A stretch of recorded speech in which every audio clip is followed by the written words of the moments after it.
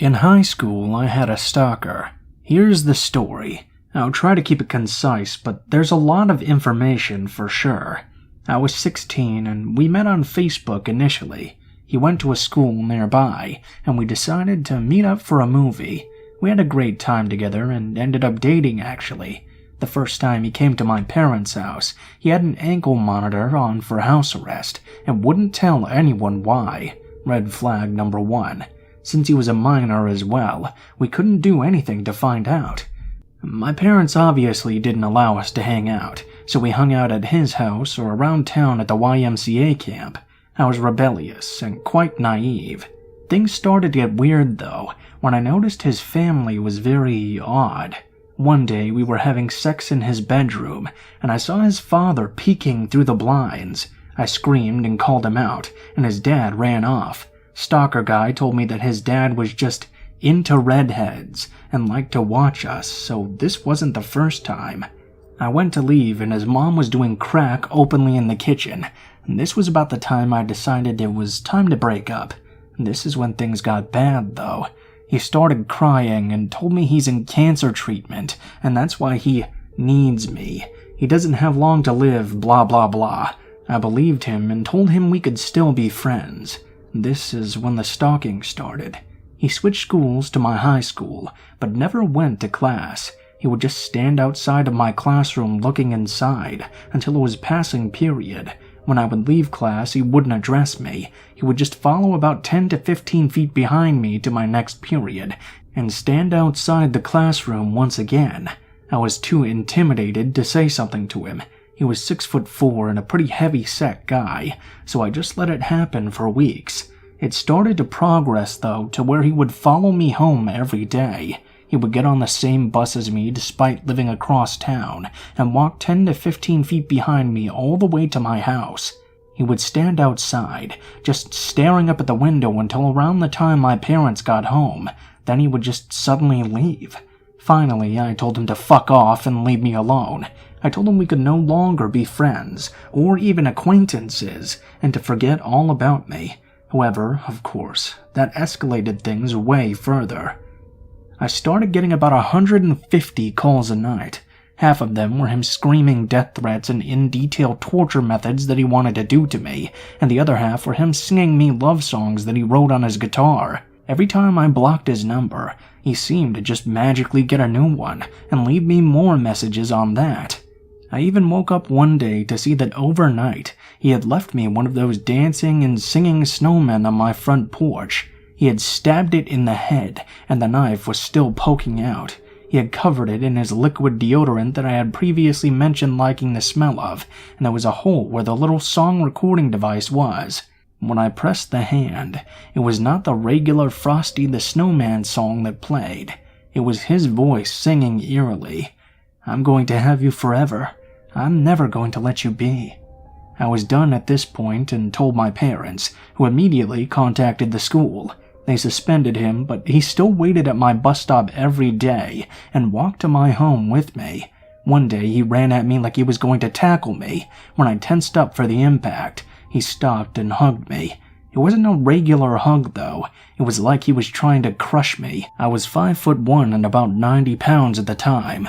For context, he hugged me so hard, he ended up cracking one of my ribs. I cried and he started crying too before running off. He left me a voicemail apologizing in song. This one night is the night I'll never forget though, and it's the reason we got a restraining order and my dad got a gun. I woke up one evening for no reason seemingly, just was suddenly fully awake. I got up to go to my kitchen to get a glass of water to relax, and in the reflection on my fridge, I could see movement in my backyard. I couldn't see it well because it was so dark outside and so light inside, so I went to the back sliding glass door to try and get a better look. When I got closer, I was met with the silhouette of a 6'4" man standing just outside the door. Stalker guy was in my backyard, directly under my room at 3 a.m., and he was just staring at me. I yelled and my parents got up, but he was long gone by the time my dad went outside. There's a patio right outside my bedroom window that goes all the way to the ground, so it's possible he could have been on top of the patio looking directly into my bedroom window before.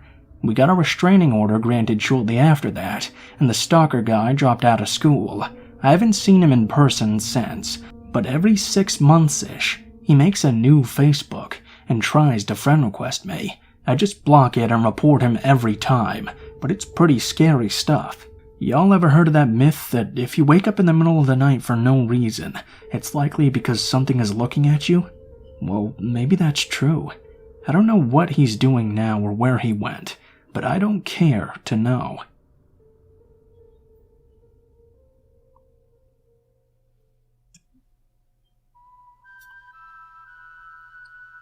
I had this older roommate who lived upstairs, about 45 years old. Skinny, tall guy, a bit socially awkward.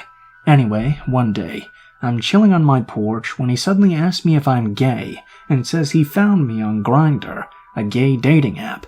I say yes, that's me, I'm gay, and we talk briefly.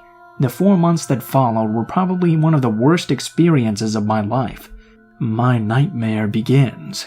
It started with fairly normal admiration, which I ignored or politely responded to, or declined, such as asking to go to dinner, complimenting me, trying to actively hang out with me by coming into my space, hitting on me, sending me good morning texts, and then it turned into sexual texts and comments. I love the way you walk. He would send me dick pics or tell me about his hookups, come to my room, etc. Most were over text. He also messaged me on Grindr, but I ignored it.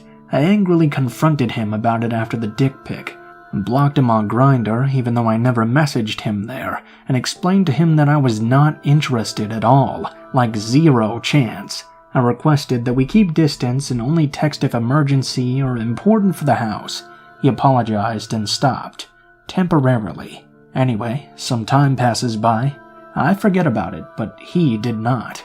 He started sending me angry texts, hostile ones, many of them homophobic and racist. I ignore them, of course. He'd send me screenshots of my social media, and here are some other things that he did. He once walked into my bedroom while I was at work. My friend was sleeping over, and he was terrified to see him. My friend kicked him out, and the roommate later denied doing this. He started doing laundry like 2 to 3 times a week, going up and down the stairs 10 times or more each time. I lived in the basement where the laundry room was, so he could see me when he would go downstairs. The landlord was informed, but of course did nothing. He would watch me from his window whenever I would enter the house. He would take my clothes out of the washer and hide them under a sofa in his room. This included my underwear, undershirts, and socks. I never even found out he did that until he moved out, and I found the clothes in his room. He told me he was going to put some magic from his culture on me, said he was Satan reincarnated. He claimed to have telekinetic powers and the ability to get his wishes granted. One time he sent me an "I really love you, but I also hate you" text on Saturday night with a picture of him clubbing and holding a drink, and then sent me nude pics. I have many other examples, but I don't want to bore you with all of these. So, you're probably thinking, why didn't I try to stop it? Well, I did. I kept records of everything I could. The landlord was informed about it several times, actually, to which he did nothing. The landlord would either ignore me or promise to take care of the issue. I later found out he did actually message my roommate, but the convo went nowhere. The landlord finally offered to put a lock on the basement door after much convincing. I called the police and informed them. They said it was a civil dispute, and there was not much they could do. I asked if they could just give him a call or something. They said they would, but I didn't get a follow-up. The only way they'd get involved is if there was a direct threat made towards me. They wouldn't even look at the texts. They just said, take it to court. I couldn't get out of my lease agreement either. I was contractually obligated to pay, so I had to remain for the remainder of my contract. I called the tenant board in my city, and they said such an issue had to be taken to court to prove that him staying in this house is unsafe for me, or I could just move out, but they couldn't void my lease agreement. I blocked his number by calling my phone provider, but this didn't stop him from finding other means and platforms to contact me. My only option was a physical threat of violence, but all my friends advised me against that. The man was seriously sick. He once told me a story that he had had a romantic partner who didn't love him back. That partner had a sudden death when his brakes didn't work as he was driving. He gave me a creepy smile right after telling the story and insinuated that he'd made it happen, so threatening him was a risk. Plus, with me waiting on a response from the police or the landlord, interacting with the guy in any way would not work in my favor. I got 2 locks, one for my bedroom and one for the basement. He would still use the laundry though. He would still use the front porch. He would still message me all the time. Would be in the shared kitchen, shared washroom. Every interaction with him was terrifying and extremely uncomfortable. He would make every effort to interact with me, to watch me, to message me, and to eavesdrop on me. Eventually his lease ends and the landlord basically forces him to move out. The roommate resisted and even threatened to stay. I still got occasional messages after he left, on Grindr out of all places. After I blocked him several times on the app, he'd make a new account weekly to message me. I never responded, not once. It was all him talking to himself. Always the same. A nice message that I ignore, followed with a hostile or overly sexual threatening message. His attempts at communication have ceased now, but Facebook and Instagram constantly recommend him as my friend. I block him, but then they just recommend him again after he makes a new account.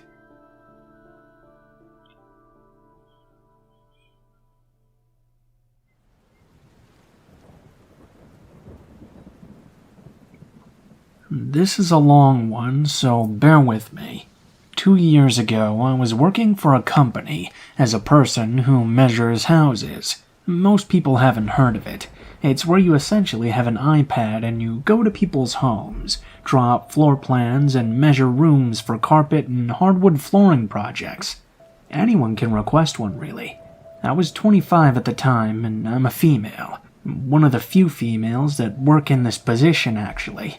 I was actually really good at the job, so they gave me a lot of work, and I usually hit between 10 to 14 houses a day, driving all over multiple towns.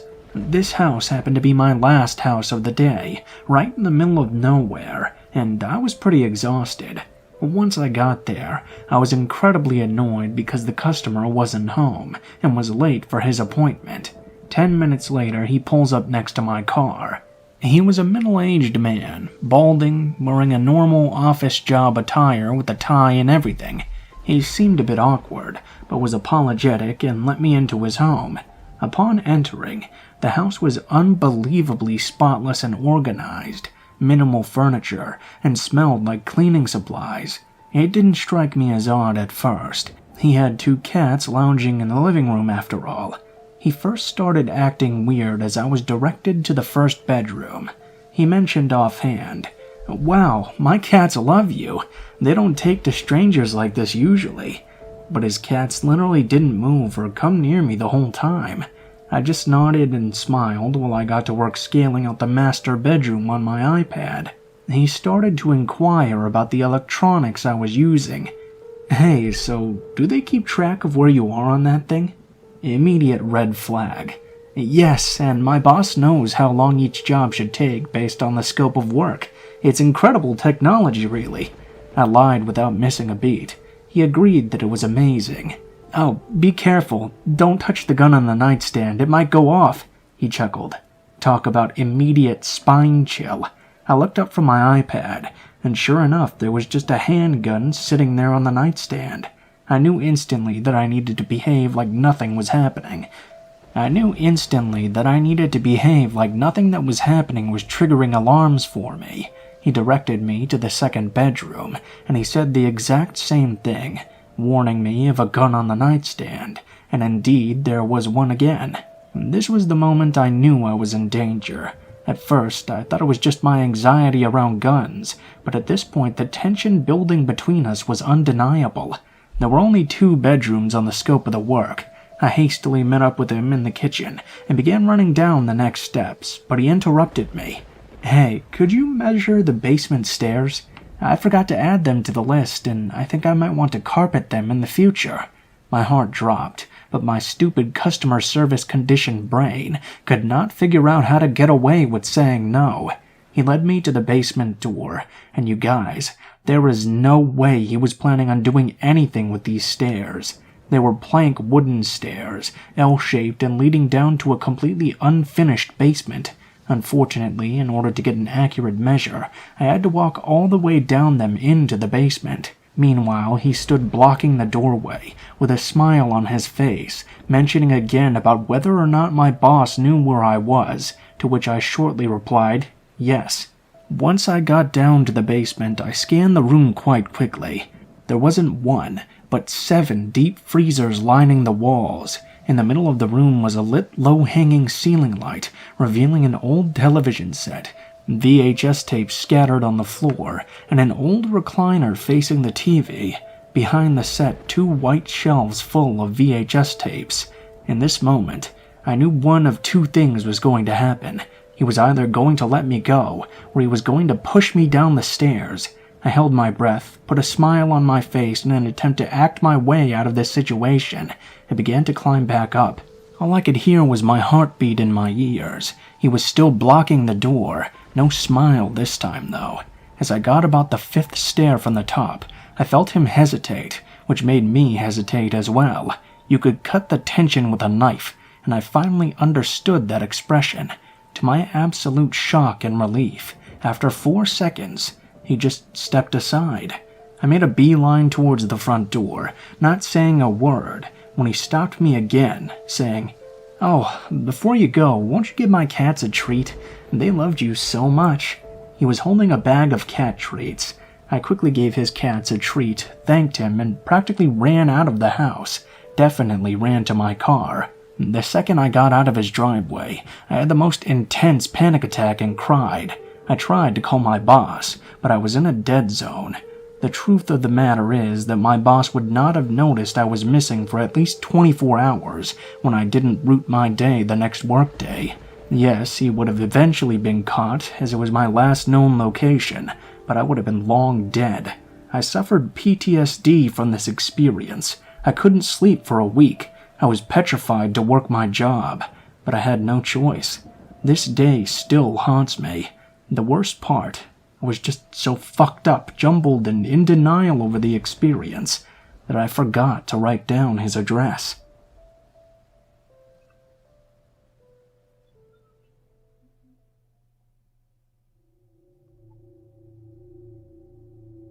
I opened an account to basically share this story in this forum. I had heard about this site for a bit and thought it would be a good place to share. Anyway, I guess I can start by sharing that I have a twin, and we are very close. We grew up in a small town. Almost everyone knew each other, but that doesn't mean it was safe. We were always taught by our parents to be weary of strangers, and locking doors or never opening the door to strangers as well. We often stayed by ourselves after school while our parents worked, so we had plenty of experience staying home alone. When we graduated from high school, we moved to the largest city in our state and attended the state university. We left our home, but weren't too worried since we had each other. I guess this is when I shared that I don't know what in the hell made us change our perspective on safety when moving to a larger city, with greater risks and more weirdos. We've had a fair share of weirdos creeping on us, but our stupid asses never locked our doors. The funniest part about this was that we're crazy about horror movies, so we should have known better. Towards our junior and senior year of university, around 2017 to 2018, we moved to a cheaper part of the city to save on rent, as our part-time jobs at the time only paid so much on campus. It was quiet and was a family area. We had a tall wooden fenced yard so nobody could see in. The place was old, but it was cute, and had some character to it, but most importantly it was cheap and close to a bus stop. It was an old fourplex, and after a year of living there, our security door broke because of rotting wood, and our landlord never got around to fixing it, despite our many requests. The front and only door to the apartment was a door with a wooden door with glass. It looked like a chocolate bar, and the glass was those squares on the bar. Sorry, I know that's kind of an awful explanation. Anyway, I often walked home from late night studying at school at around 3 a.m. by myself. I was very careless, and so was my sister. I suppose we never locked our doors because my sister was so forgetful that she never had her home keys with her. I didn't want her to have to worry about staying outside for hours until I was out of school or work. We never thought anything could happen to us. I mean, that was only in the movies.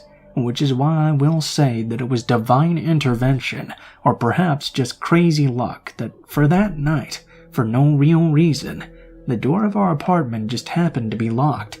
It was on a Saturday night. I can't remember too well what happened before the whole ordeal, but I think my sister and I went home after a brief night at a bar having a beer and walking home together. My sister and I never did really have many friends or acquaintances, let alone tell the one or two friends we did have where we lived, partly because we did not have a new or nice place to have anyone over without apologizing. So when we heard our broken and old wooden gate door open right next to our bedroom window at around 4 a.m., we immediately woke up, not alarmed, but confused. Shortly after, we heard a knock on the door, persistent too. My stupid-ass sister walks with her eyes wide open, straight to the door, puts her hands on the lock and the door just as she's about to unlock it. I was right behind her, and I was already seeing red flags. I could make out a guy in a black hoodie, covering his face, and hiding it away from the neighbor's porch light so we couldn't see him at all. It was all happening too fast, and we had just woken up, so we were thinking maybe it was a rare friend of ours. I blurted at her to stop. I went to grab my phone in a heartbeat. It was a small apartment too, so it wasn't too far. I could hear my sister asking through the door who the creepy fuck was. He replied in a calm voice, "Just open up." I saw that he was fiddling with his phone, but I was hiding behind the hallway wall next to the tiny living room area. "No, who are you?" asked my sister. He proceeded to jiggle the door handle, which I freaked the hell out about since our locks were so shitty. I swear if he jiggled any longer, the door would have opened itself for him. That's when I told my sister I was calling 911. The asshole yelled out, "No, chill out, wait!"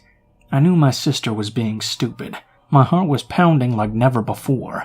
The fucker then proceeds to say, "I know you're alone." He said this with so much ease it was almost a whisper.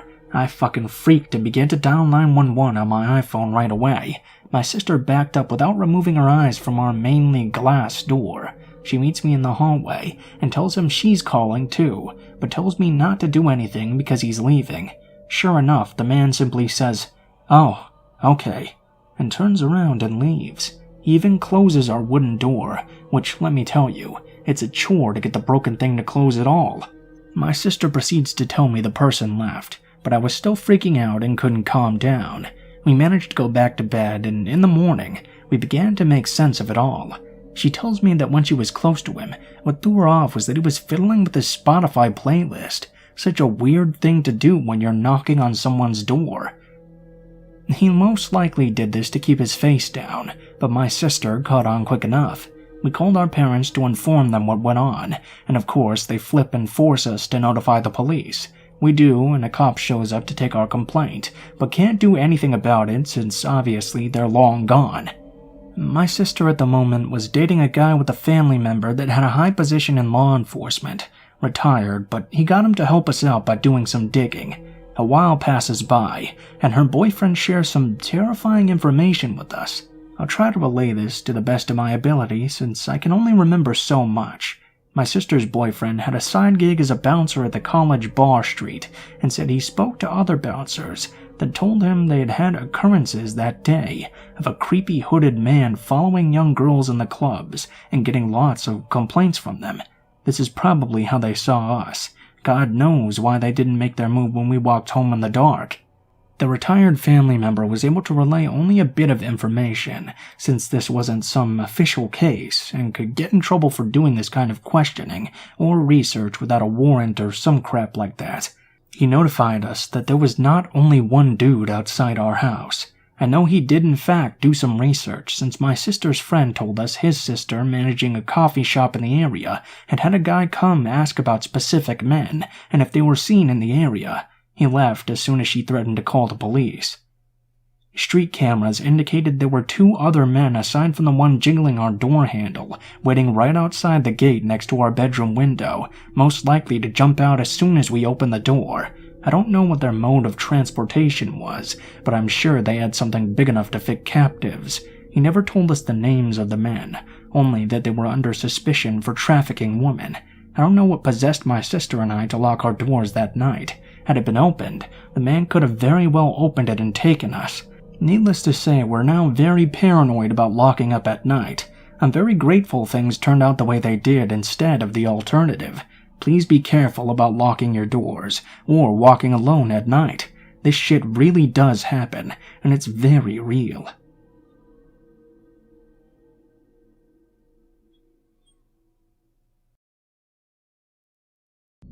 Portis Media.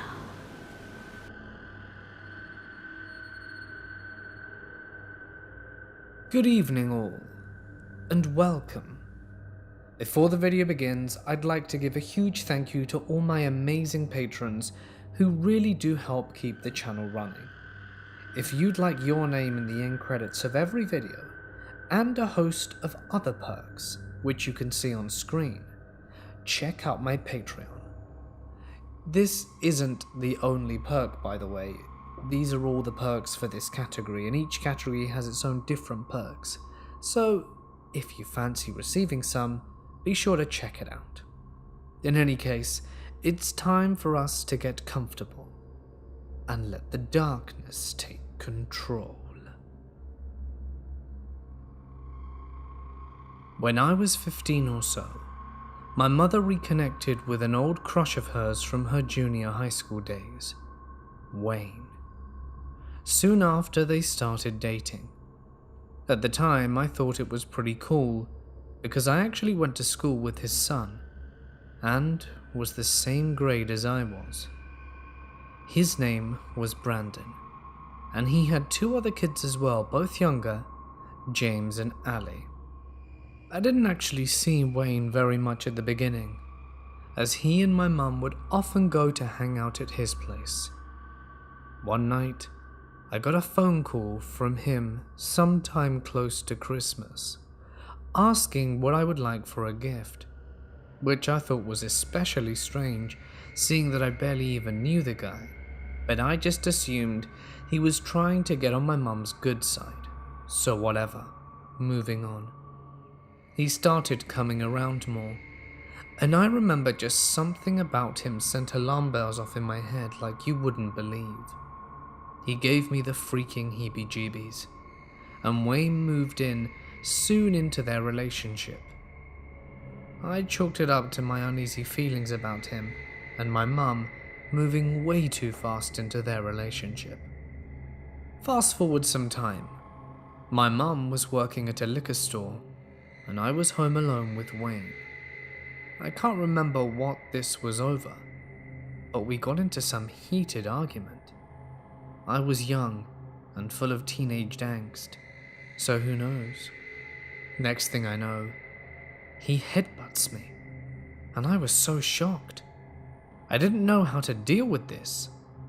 I told my mum, but nothing happened. Eventually, he managed to convince my mum to quit her job because he could financially support us, and she had back and knee issues, so she agreed. That's when things started to get really weird.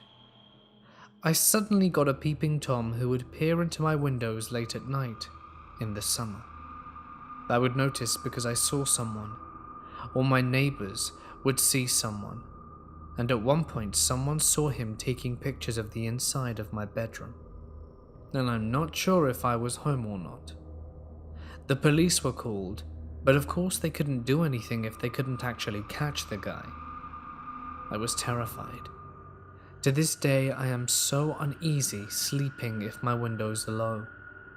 Wayne took action and convinced us he would take care of the family. Such a hero. He convinced my mum to get a security system, which cost a fortune that had to be paid monthly. He convinced my mum to get a dog, Coda, she was the bomb, to keep us safe. Turns out, Wayne had hired people to look into my window. In the winter, I could see footprints all the time that led to my window. I didn't learn about that until much later, and I'm not sure how we even found it out. That's when he started to get physically abusive with my mum, me, and worst of all, poor little Coda. I used to just hold her and cry because I felt so bad for her. We felt totally trapped financially and felt scared of whoever this dude was that kept peering into my windows at night. We weren't scared. We were absolutely terrified. One night, Wayne didn't come home. My mum called him over and over again, and he wouldn't answer his phone. When he did arrive home in the wee hours of the morning, his clothes were ripped. He was dirty as hell and covered in blood. Wayne claimed he got mugged. And not long after this incident, homicide detectives show up at my house, and he pushes me away and tells me he will speak to them in private. Upon his return, he comes up with some story about how it had to do with a neighbor of ours that had gone missing. They were just doing door-to-door checks looking for any information, and that they won't be returning, and that there's no need to worry. A couple of weeks after this, a truck was found abandoned, and they found a body. There was a murder. The accused was a neighbor of mine. Honestly, it has never been proven, but there is no doubt in my mind that Wayne had something to do with it. And here's where we learn Wayne has a crack addiction. He was a huge dude. You'd never guess by looking at him that he had an addiction to drugs, hence why it took so long to figure out. It all came to a head one night. He and my mother started arguing. I heard banging coming from the bedroom, and I went running to save my mum. I found my mother huddled in a corner in their tiny-ass bathroom, and him on top of her beating her. I screamed and grabbed him, begging him to stop, and then he turned on me, grabbing me by the neck, pushing me up against the wall by my neck, and punched the wall directly beside my face. He let me go, and I went running. He had purchased an old-timey battle axe that happened to be sharpened, and it hung on our wall. He grabbed it and started chasing us with this axe. I thought we were going to die. Now, just to note, my mother tried calling the police when they first started arguing, but they didn't come. As he was chasing us with the axe, I had 911 on the phone with me. I was screaming, blubbering, and begging for them to come. In this whole mess, I don't know how he stopped or why, but he left. Once the cops got there, he was gone. He did get caught and charged, and we of course got summoned to testify in court. My poor mum was too scared to testify, so she refused. We still had to go to court though, and we saw him in the courthouse, and he gave my mum and I the most sinister grin I've ever seen. He was pleased with himself. He felt no remorse. So honestly, Wayne, I hope I am never so unfortunate that I'll ever have to see you again. In 3rd grade, I had this strange short teacher named Mrs. Todd. She was always super nice to me in class. She'd always call on me to do the funnest activities first, compliment me whenever I did something right, and was generally just very positive towards me. At the time, I thought she was perhaps my favorite person in the world, and I remember telling my mother just how much I loved Mrs. Todd. One day, I sat down at my desk and opened it to put something inside, when shockingly I saw that there was a Victoria's Secret magazine sitting in the pull-out drawer. The kid sitting next to me noticed how shocked I was. I thought I was going to get into trouble, and we started talking about how it might have got there, and almost immediately Mrs. Todd walks up and asks, "What have you got there?" I was seriously confused and told her it was sitting in my desk when I got here this morning. She looks at me and tells me that the kid sitting next to me must have put it there, and she kept repeating the statement over and over again to him and I, until I finally admitted that I guess he could have done it. Maybe a few days after that, she approached me after class, telling me about this special field trip I could go on if I kept doing well in class. It would be a trip with just her and I to the Gulf of Mexico for the weekend. I remember being really excited about it at the time. However, suddenly she got replaced, and we get this new teacher that didn't like me anywhere near as much. I was so heartbroken at the time.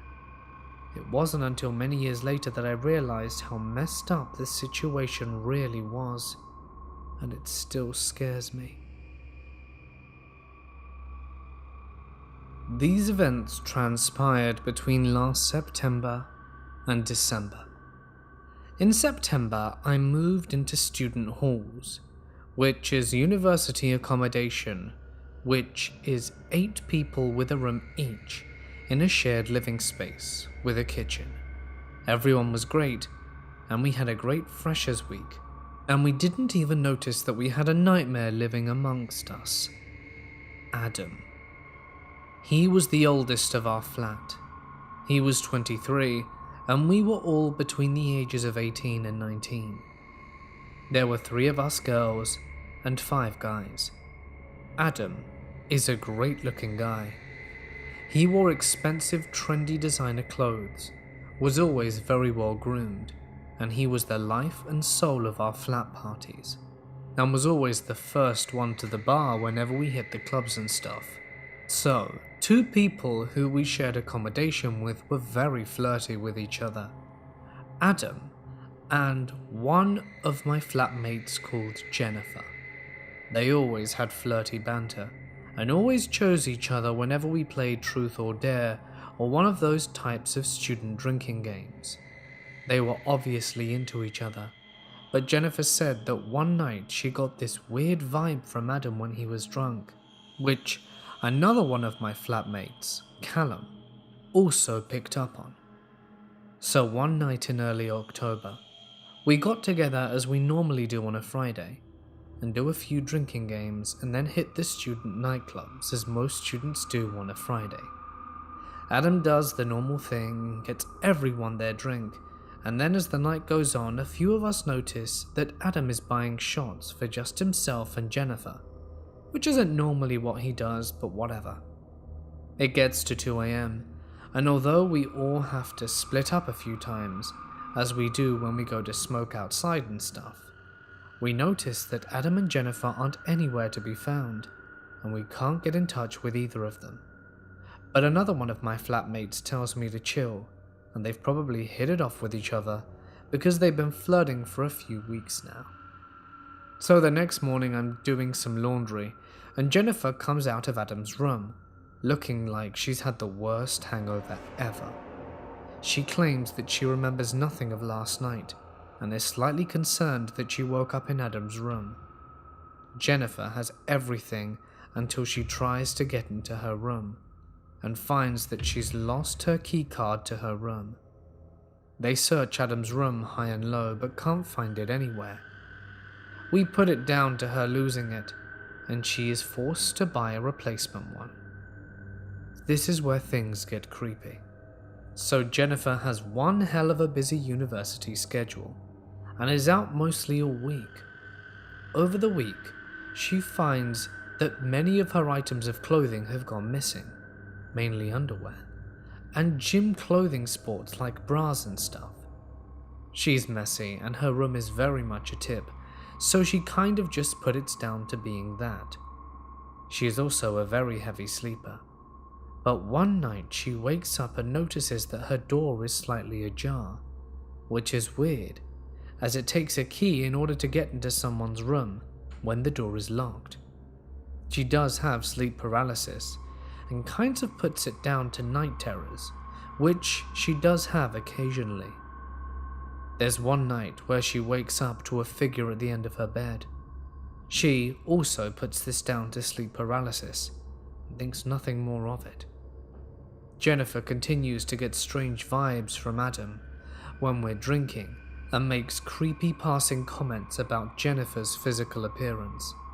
But Jennifer is creeped out, and when she reveals that she's going on a coffee date with a guy from her course, Adam doesn't say anything about this. But when she is on her date, Adam is coincidentally in the same coffee shop as her and her date, and she gets the feeling that he was watching her for the entirety of the date, which made her feel uncomfortable. But Jennifer asked why Adam was in the coffee shop, and he just replied, "Because I felt like it."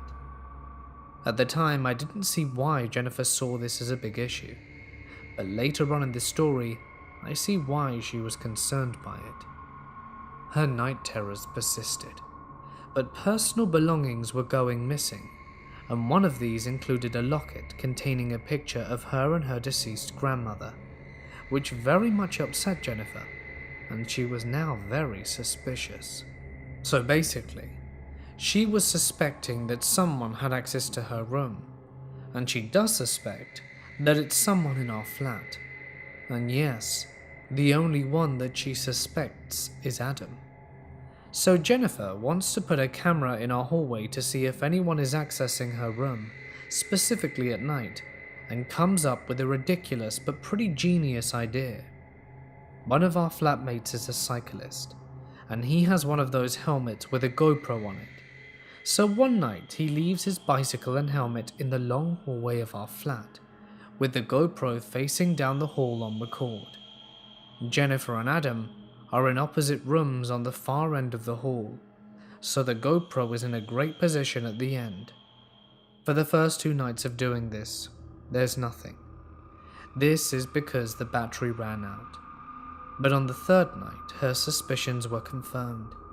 Adam has her key, which Hall's office told her got deactivated when she went to get her new one. But that clearly wasn't the case, as he had been getting into her room and watching her while she slept.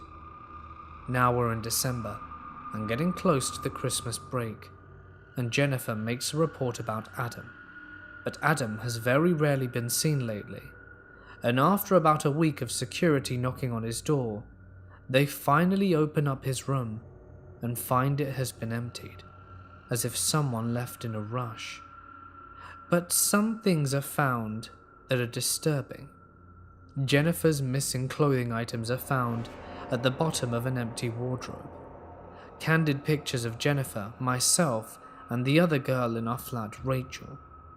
Empty whiskey bottles are littered around the room, as well as small drug-like bags found in his drawers, some still containing drugs. A flash drive was also found, and we were never informed what was on it. But we were told that Adam would be getting kicked out for this, and that the police would be contacting him. But since then we have never seen or heard from Adam again. But it's been a harrowing experience for our flat, mainly Jennifer, who is now very careful with who she trusts. So Adam, I hope you sort out whatever problems you're going through, but let's never meet again. When I was in high school, I had a huge crush on a guy a few years older than me. He was on the boys' basketball team, and I was on the girls' team. I would always try to get him to play basketball with me at our town's outdoor basketball court. He usually declined. One night, in the middle of winter, he asked if I wanted to come play one-on-one with him.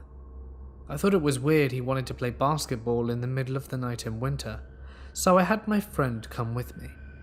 She got bored quickly, and he was being really flirty with me, so I agreed she could leave.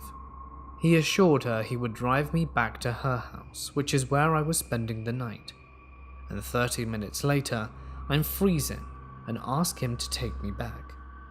We get into his car, and he tells me he has to warm the car up before we can leave.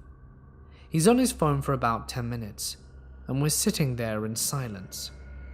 Out of nowhere, he starts telling me about one of his fetishes and how he gets off on physically causing other people pain. He said that no one really knew the real him, and if they did, it would scare the living crap out of most people. I started becoming uncomfortable at this point and asks if we can go. He pulls out the parking lot and begins driving the opposite direction of my friend's house. We lived in a small town, and he drives about 5 miles out of town and turns onto a gravel road. He tells me he's going to take me to meet someone he thinks would really like me. He then tells me I seem like the type of girl who would like being submissive to a bunch of men, and he wouldn't even have me beg for it. So I'm getting really freaked out at this point. I'm looking for my cell phone and remember I had left it at my friend's house to charge. I start asking him questions to distract him, and I'm finally able to get my hands on his phone when he stops at the shack in the middle of nowhere. He isn't aware that I have his phone at this point and tells me to get out the car because his friends are waiting inside and we don't want to make them mad. I dial 911 and tell him if he doesn't take me back to my friend, I'm calling the police right then. He looks shocked and then starts laughing hysterically. He tried to convince me it was all a big joke and he wanted to see how I would react. I held his phone with 911 ready to go the entire ride back to my friend's. Once he pulled into the driveway, I got out of the car and he rolled down the window and said, "I would really appreciate it if you never tell anyone about this," and peeled away. I was 15 years old and should have called the cops, but I was young and dumb. This story happened to me a few years ago, when I was 19 years old. I'm female and used to live in the suburb, and in order to get to school I had to walk to the main boulevard to catch the bus, which is mostly a commercial area with shops, garages and gas stations and the like. One morning at around 9, I was almost at the bus stop when a guy comes out of nowhere and asks me something. I was listening to some music, so thinking he was asking for directions, I took off my earphones and asked him to repeat. He told me that he was a soap representative and asked me if he could have a look at my hands. Now the guy did not look like a professional representative at all. My gut feeling was already sensing something was wrong. He was an overweight middle-aged man with dirty blonde hair, and he was wearing a blue t-shirt with stains. I was standing there puzzled by the question, and he just asked me again to see my hands. I raised them slowly, and he grabbed them and started to examine them. That's when I saw all the blisters on his hands. There were dozens of cuts with some yellow dried up body fluid. Up to now, I'd never seen anything like this. I quickly took my hands away and he told me that mine were dry and that I could really use some good soap. He then asked me if I wanted to go back to his car to have a look at the soap and maybe buy some. I refused, told him I wasn't interested and that I was in a hurry, and walked away. I rushed to school, just looking at my hands hoping I didn't catch some strange disease. I washed them at least 3 times and told my friends at school about the entire encounter, and we laughed it off as I always meet weird people and have curious stories to share. Fast forward 2 years later. I spent the night at a friend's house in another neighborhood. We drank all night and I have a solid hangover. My friend teaches tennis to kids early in the morning, so he drops me off at a stop in front of the commercial center. It's Saturday at 7 a.m. and there's no one in sight, and I sit down and wait for the bus.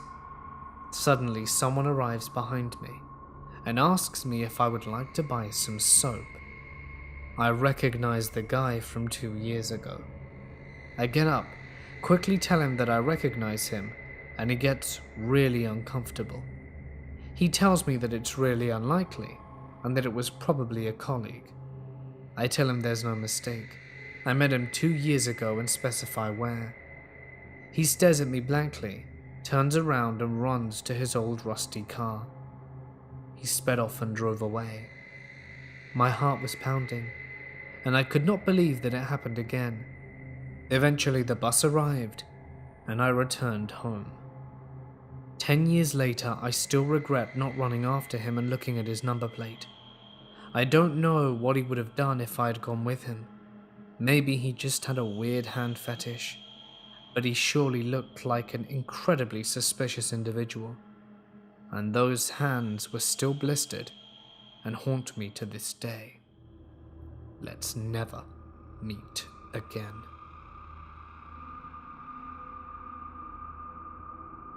I live in Trinidad and am a girl. I was 15 when I was in 11th grade because I'd skipped a year in primary school, so I was a year younger than most of the other kids in the class.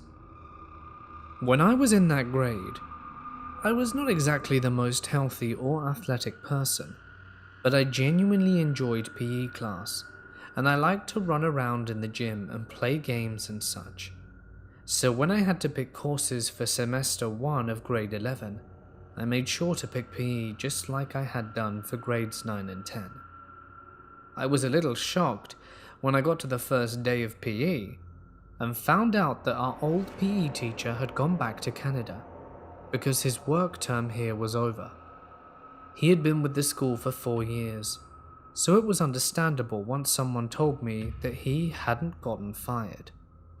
We met our new PE teacher. He looked to be around 30-something, with light skin, blue eyes and blonde hair that was shaved on the sides and styled but short on top. A lot of the girls immediately liked him and said he was handsome, but I didn't see it because I wasn't really interested. This PE teacher liked to take us on walks and runs, so we would leave the school at lunchtime in a bus and come back as school was ending, since PE was last period. One time we went to a place that was known for its howler monkeys. It was a paved path through a forest, and it went up and around a hill. We started walking with the PE teacher in the back. When we reached as far as we could go in that time, we turned around and began going back down the trail.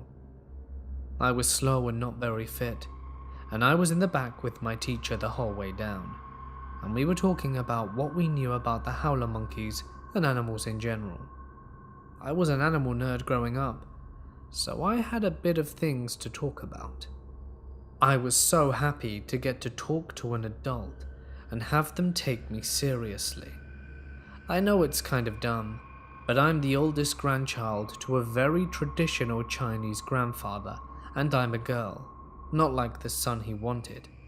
He pushed me to get good grades and never really wanted to talk to me, and my parents were always working, so I just wanted a grown-up to actually listen to what I had to say.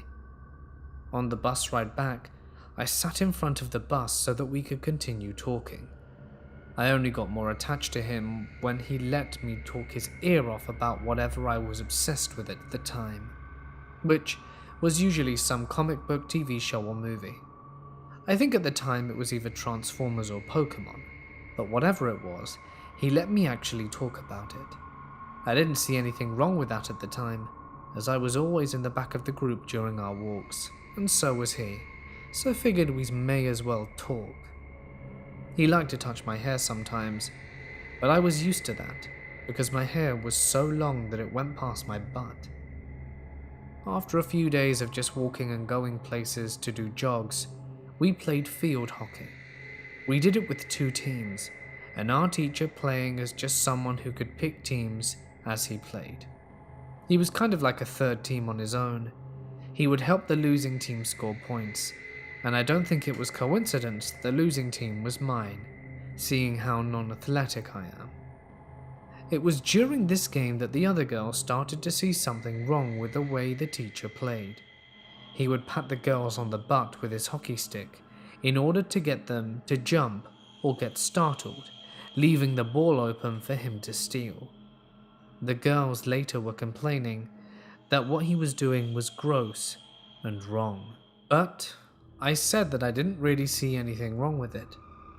It took me time to realize that he really shouldn't have been doing that.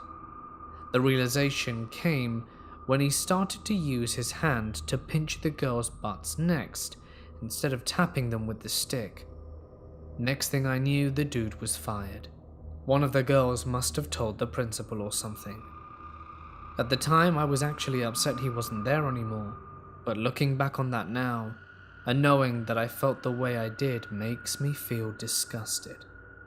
Grade 11 PE teacher? Let's never meet again.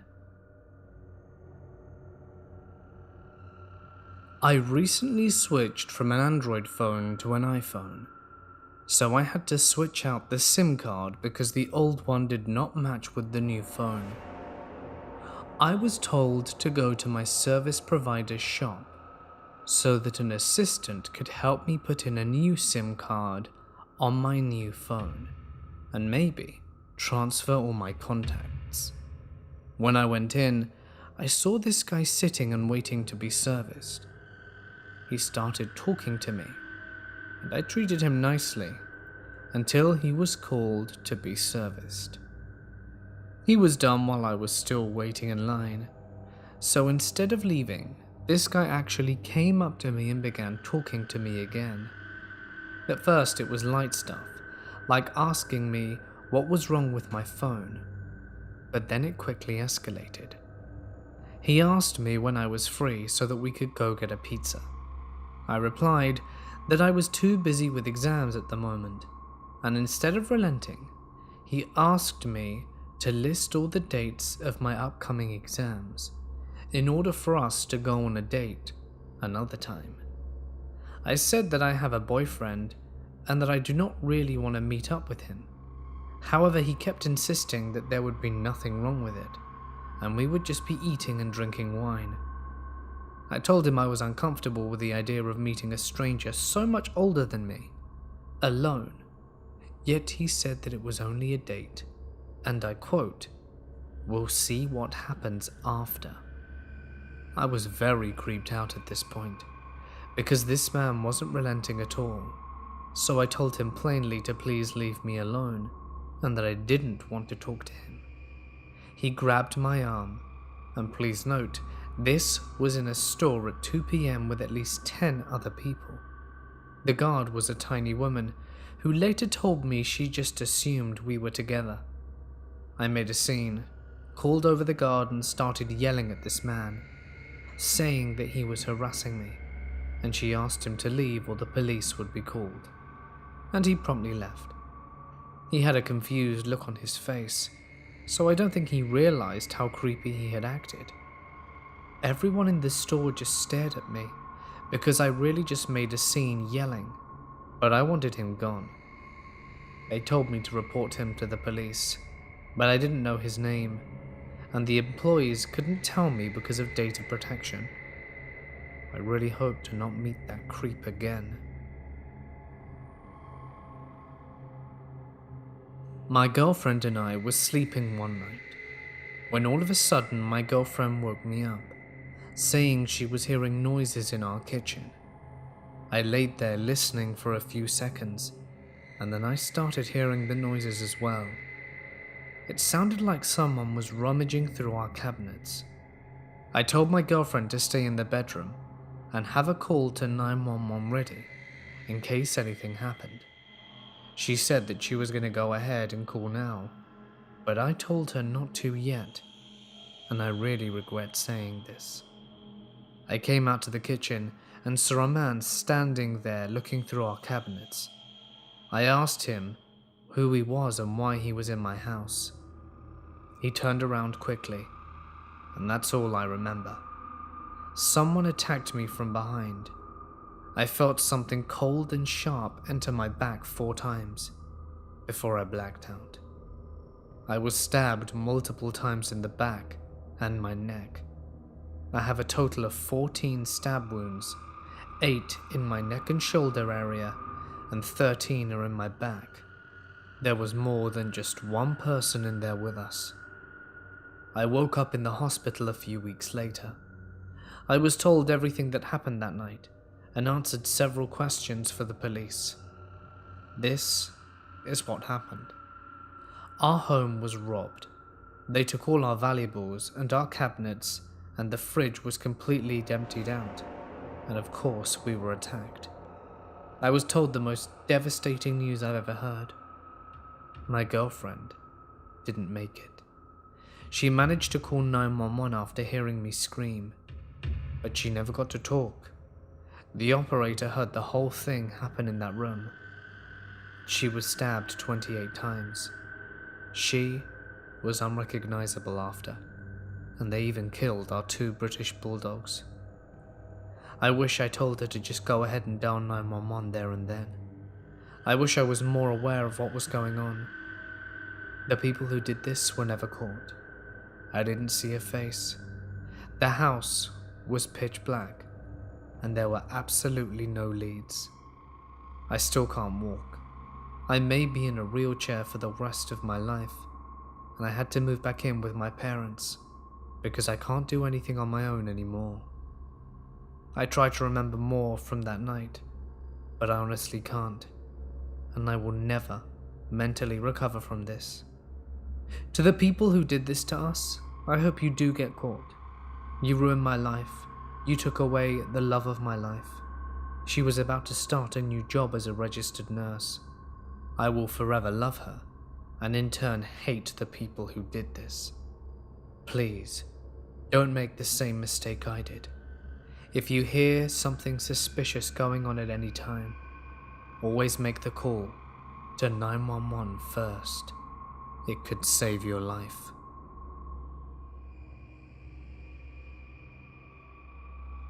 This happened when I was between 1st and 3rd grade, which is about 10 to 12 years ago. But this specific memory has permanently scarred me until now, and is probably the reason why I am not a very religious person. Anyway, here it goes. In the Philippines, the majority of our schools are Catholic. Some private schools require students to go to church every first Friday of the month. The school I went to back in elementary was one of those.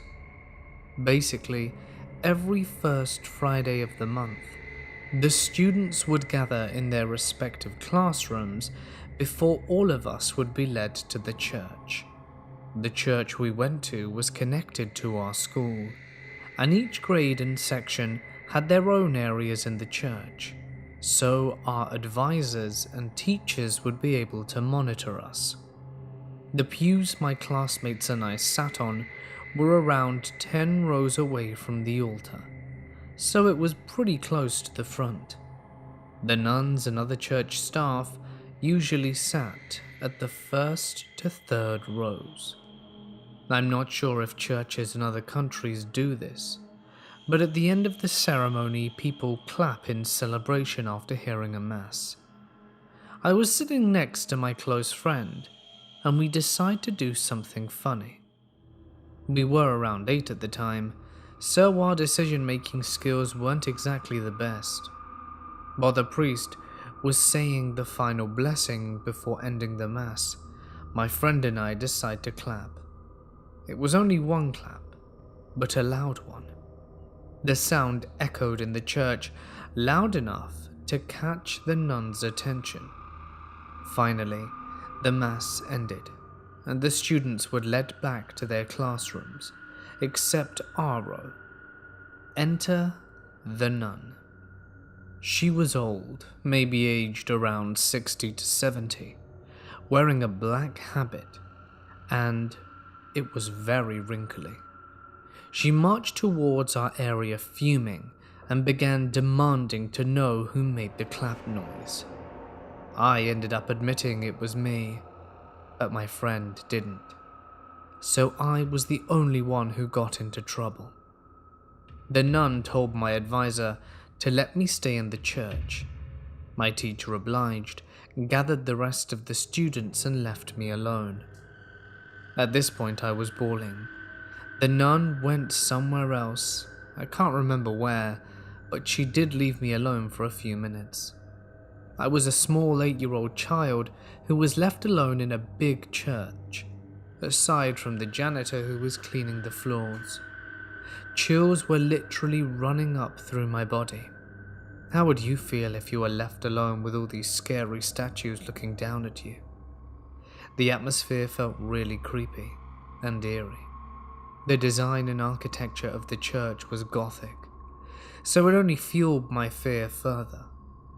When the janitor began to clear my area, I was begging him to let me out of the church, but he refused, stating he was only following orders.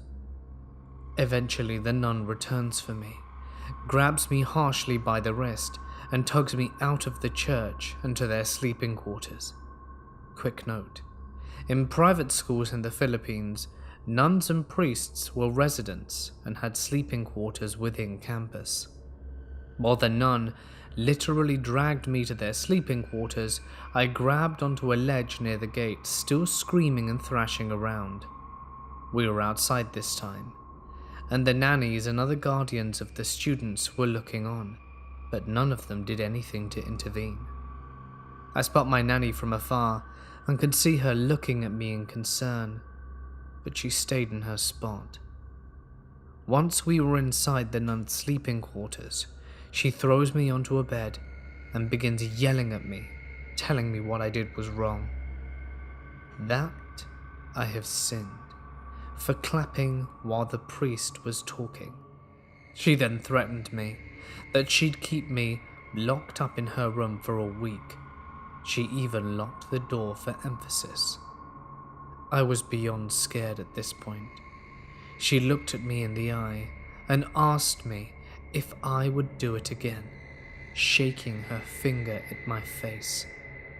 I shook my head furiously, and I remember her reiterating that she'd keep me in her room, but only for 3 days this time. I told her that I would never do it again, and after what seemed like hours, she finally let me out. I was shaking when I returned to the classroom, but I don't really remember what else happened after this. We didn't really do anything to report the incident. I'm not sure if my nanny told my parents what happened, but if they did, they didn't come forward to file a complaint or anything. To this day, entering that church still gives me goosebumps. My family gets really mad at me when I don't go to church every Sunday, but I honestly don't care. Crazy nun, please, let's never meet again. This happened when I was about 13. Me and my friends, a group of boys, were all from relatively small villages, and we loved the few times a year that we all got to go into the nearest city together and look at the comic book store. One particular time, our group split up into 2 pairs, and I went with my friend to the bank. While he was inside, I sat on a bench outside and waited. While I was there, a thin, bald man approached me and sat down next to me. He spoke in a German accent and carried a briefcase and started asking me if I believed in God. I told him that I went to a Church of England primary school, but that I wasn't religious